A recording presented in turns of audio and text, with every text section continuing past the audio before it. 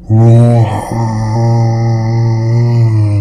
রোহান, নীরব, নীরব, এদিকে আয়, আয়, এদিকে।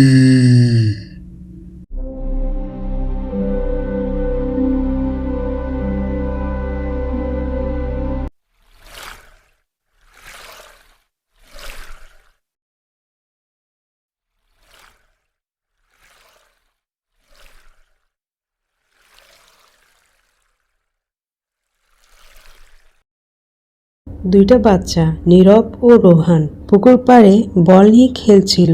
হঠাৎ বল পুকুরে পড়ে গেল। ওরে বাবা, বল তো পুকুরে গেল, এখন কি করবি রে? আরে ভয় পাস না, আমি তো সাঁতার জানি।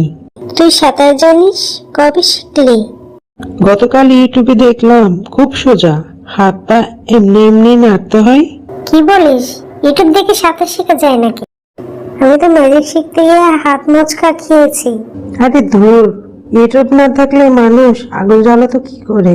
সবাই শিখে, কিন্তু আমি শুনেছি এই পুকুরে এক যজ্ঞ ভূত থাকে। কেউ এই পুকুরে নামলে তার পা ধরে টেনে নিয়ে যায়। থাম তো এসব ভূতের গল্প। গ্রামের লোক বলে যারা নামে তারা আর ফিরে না। আচ্ছা মানলাম, তারপর কি হয়? জিনটা কি করে? তারপর পা ধরে টেনে নিচে নিয়ে যায়। আর আর বল না। আর ভিজে যায়, পুরোটা ভিজে চুপসে যায় রে। এই কি করবি রে এখন? চল পুকুরে নামি।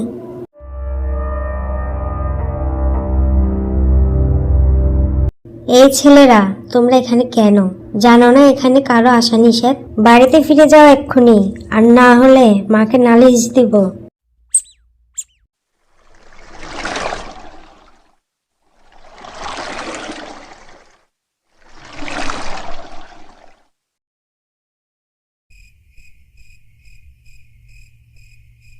রোহান আর নীরব ঘুমিয়ে পড়েছিল। হঠাৎ রোহানের কানে খুব আস্তে একটা আওয়াজ। রোহান, সে নড়ল না। আওয়াজটা এবার একটু বেশি কাছ থেকে। রোহান, রোহান, এদিকে আয়, আয়, এদিকে, এদিকে আয়।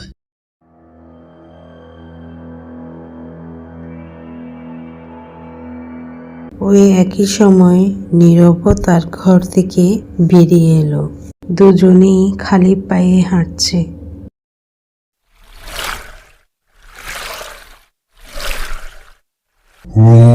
রোহান, রোহান, নীরব, নীরব, এদিকে আয়, আয়, এদিকে, আরেকটু,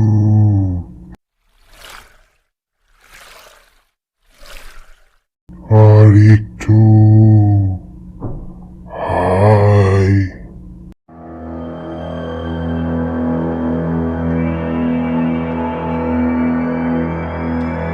থামো। দুজনই থেমে গেল।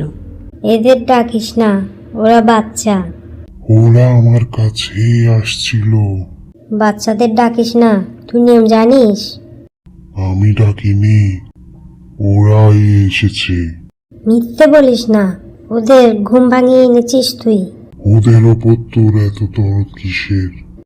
ওরা নিষ্পাপ, ওদের সাথে আমার হিসাব নেই। তাহলে ওদের চিন্তা ছেড়ে দে। তুই ভুল জায়গায় ভুল মানুষ দেখছিস। তুই সবসময় ভয় আর ক্ষতির মাঝে ঢুকিস। কারণ কেউ তো থাকতে হবে যে বলবে এখানেই শেষ।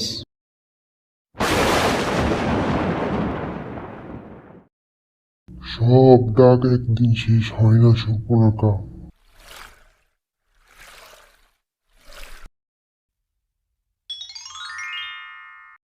আমরা এখানে কি করে এলাম? কখনো মা বাবাকে না জানিয়ে কোথাও যেও না, এখন ঘরে ফিরে যাও।